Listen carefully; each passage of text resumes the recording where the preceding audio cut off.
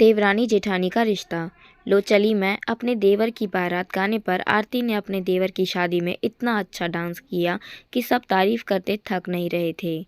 आरती की शादी आयुष से हुई थी। उसकी शादी को लगभग 7 वर्ष हो चुके थे। घर में सासू माँ कविता देवी, ससुर जी किशन लाल, एक देवर गौरव और 2 बड़ी विवाहित नंदे थीं। दोनों बहनें आयुष से बड़ी थीं।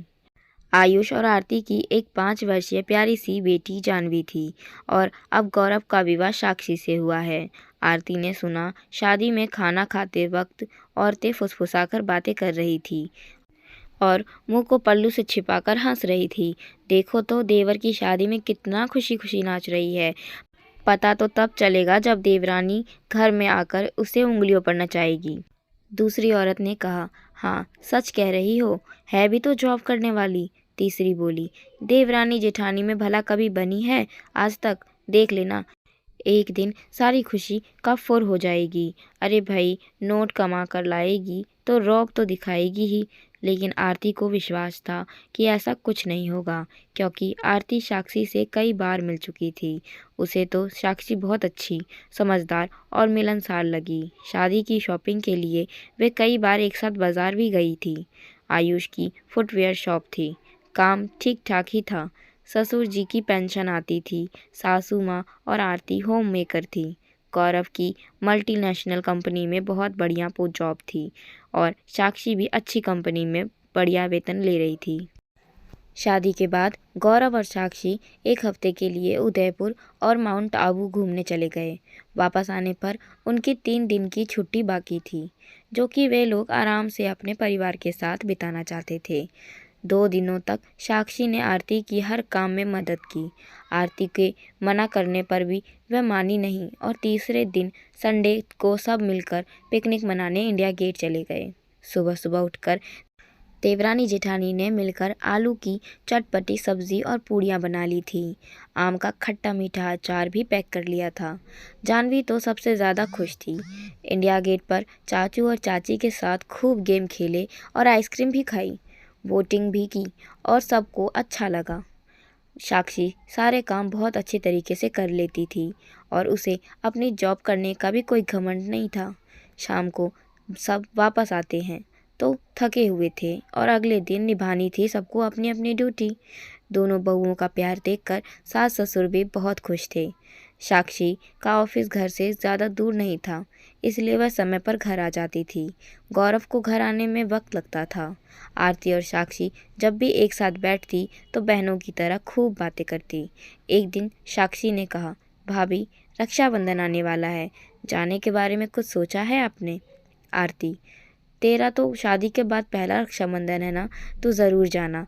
मैं फिर कभी चली जाऊंगी, क्योंकि घर पर कोई ना कोई हो यह भी ज़रूरी है। दोनों दीदी आएंगी राखी बांधने, तो उनके लिए तैयारियां भी तो करनी है। माँ जी से अब इतना काम नहीं होता है। साक्षी, भाभी वैसे आप हर साल जाती होंगी ना? आरती, छोड़िए बातें, रात का खाना बनाने में देर हो रही है। साक्षी, नहीं भाभी, पहले आप बताओ। आरती, शादी के बाद मुश्किल से 1-2 बार जा सकी हूँ, उसके बाद नहीं। कहते कहते उसकी आवाज़ भारी हो गई। साक्षी, क्या हुआ भाभी, कुछ बताओ, प्लीज़ रोना मत। आरती, एक बार मेरी भाभी बहुत बीमार हो गई थी। वह अस्पताल में एडमिट थी। मैं उनकी देखभाल करने के लिए जाना चाहती थी, लेकिन माँ जी ने मना कर दिया। उधर मेरा भाई अकेले भाग दौड़ करते हुए परेशान हो गया था। तब से मेरा भाई मुझसे नाराज़ है और वह इस बात से भी नाराज़ है कि मैं हमेशा राखी पोस्ट कर देती हूँ और त्यौहार पर उससे मिलती नहीं। कभी कभी फ़ोन करती हूँ तो 5 मिनट बात कर लेता है, लेकिन यहाँ आता जाता नहीं और उसकी नाराज़गी बढ़ती जा रही है। ना जाने क्यों वह मेरी मजबूरी भी नहीं समझता। कैसे उसे मनाऊँ समझ नहीं आता। माँ जी भी इतनी अच्छी है, लेकिन उस समय ना जाने क्यों उन्होंने मुझे जाने से रोक लिया। उनका अच्छा स्वभाव तो तुम खुद ही देख रही हो, मुझे उनसे कोई शिकायत नहीं है। साक्षी ने आरती का मूड ठीक करने के लिए बात बदली। साक्षी, अच्छा भाभी ये बताओ कि आपके भाई आपसे उम्र में आपसे कितने बड़े हैं? अपने भतीजा भतीजी और भाभी के बारे में कुछ बताओ। आरती ने आंसू पोंछते हुए कहा, मेरा भाई मुझसे लगभग 8 साल बड़ा है और तुम्हें पता है मेरी भाभी बहुत अच्छी है। भतीजा भतीजी मुझसे बहुत प्यार करते हैं। 7 साल की भतीजी है और भतीजा 9 साल का है। और फिर आरती ने जो मायके की बातें शुरू की, फिर वो कहाँ ख़त्म होने वाली थी। साक्षी भी मुस्कुराकर सारी बातें सुनती रही और आखिर में बातों बातों में उसने उसके मायके का एड्रेस ले लिया। एक दिन साक्षी दोपहर में ही घर आ गई। गर्मी से उसका सिर दर्द हो रहा था। आरती ने तुरंत उसके लिए ठंडी ठंडी शिकंजी बनाकर दी। शिकंजी पीने के बाद साक्षी को बहुत चैन और आराम मिला।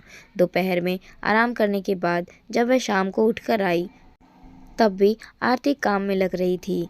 वह सब्जी काट रही थी। साक्षी ने कहा, भाभी सारा दिन काम करती रहती हो, आराम भी कर लिया करो। आरती, पहले बता तबीयत कैसी है? चाय पीनी है? साक्षी, आप बैठो, चाय मैं बना कर लाती हूँ। साक्षी ने अपने लिए और आरती और सासू माँ के लिए चाय बनाई और साथ में फटाफट एक प्याज काट कर 8-10 पकोड़े भी तल लिए। आरती बहुत खुश हो गई क्योंकि उसे खुद ही हमेशा चाय बनानी पड़ती थी। चाय पीकर सासू माँ अपने कमरे में चली गई। तब साक्षी ने आरती से कहा, भाभी इस बार तो आप राखी पर मायके जाने की तैयारी कर लो और कहा कि चिंता मत करो, मैं सब संभाल लूँगी और शाम को मायके जाकर राखी भी बांध आऊँगी। आरती, पर पहले माँ जी से पूछना पड़ेगा। साक्षी, भाभी आप चिंता मत करो, मैं अपने आप बात कर लूँगी। साक्षी ने बड़े प्यार से सासू माँ से इजाज़त ले ली। आरती ने अपने भाई को फ़ोन करके बता दिया कि मैं राखी पर आ रही हूँ। भतीजा भतीजी ये सुनकर बहुत खुश हो गए, लेकिन भाई नाराज़ था, इसलिए उसने कहा, याद आ गई हमारी?